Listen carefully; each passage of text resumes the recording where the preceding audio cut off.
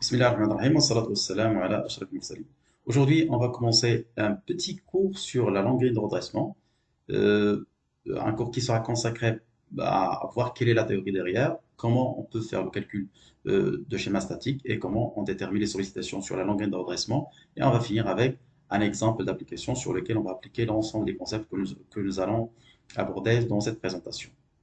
La longue grille de redressement, c'est une poutre, en général, c'est une poutre qui est qu'on utilise pour reprendre l'effort d'excentricité sur une semelle excentrée. Donc la poutre, elle est là pour reprendre le moment de flexion qui s'ajoute ici. Le schéma statique est le suivant. On peut très bien faire une assimilation avec la balance romaine. Donc ça représente l'effort du poteau. Donc nous avons une excentricité de l'effort par rapport au centre de la semelle. Donc ça, c'est la réaction de la semelle. Et ça, c'est le contrepoids qui assure l'équilibre global d'ensemble. Donc ça, c'est une petite assimilation, bien une petite analogie pour pouvoir comprendre le concept derrière la longueur de redressement. Le plan de secours sera comme suivant. Donc tout d'abord, on va voir pourquoi on a besoin d'avoir, ou bien dans quel cas on aura une semelle excentrée, quels sont les différents cas. On va définir on va définir la longueur de redressement, on a déjà vu une petite définition, une session, et quel est son rôle.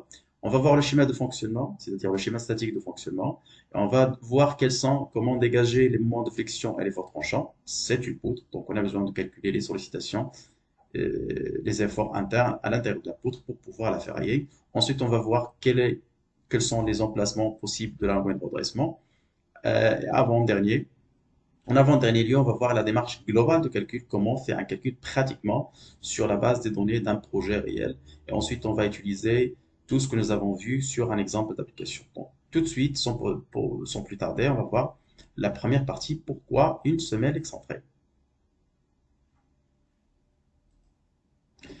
Donc, on a une semelle excentrée lorsque nous avons un joint de structure ou de tassement. Donc, à la différence d'un joint de dilatation, qui peut s'arrêter au niveau des fondations. Donc un joint de dilatation, elle est là pour minimiser l'impact de la dilatation thermique de la structure. Donc il peut s'arrêter au niveau des fondations, vu que les fondations sont à l'abri du changement de température. Mais un joint de structure, c'est un joint qui traverse les fondations.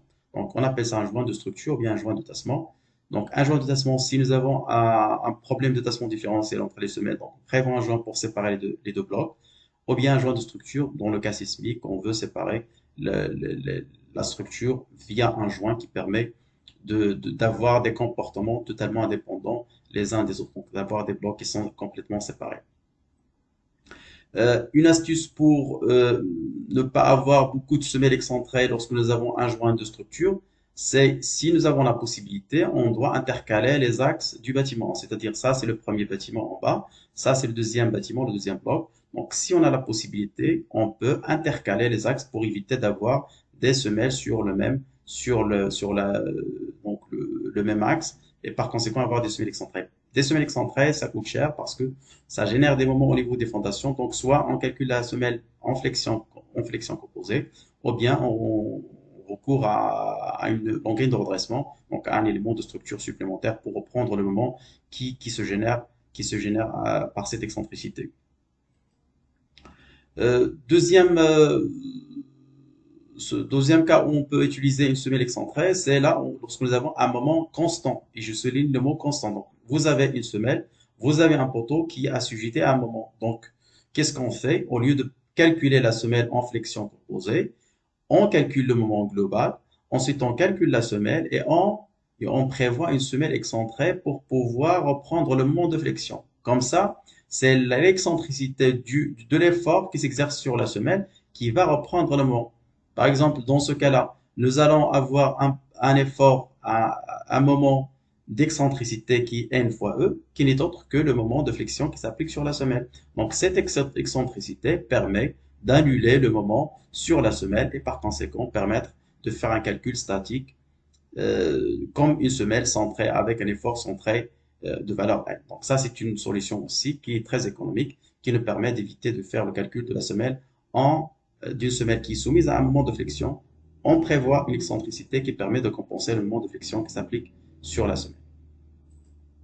Troisième cas, le cas le plus courant, c'est d'avoir une mitoyenneté, c'est-à-dire vous avez un bâtiment, vous avez de la mitoyenneté, donc vous ne pouvez pas à prévoir donc des semelles centrées sous les poteaux. Et par conséquent, on est obligé de prévoir donc une semelle excentrée sous le poteau.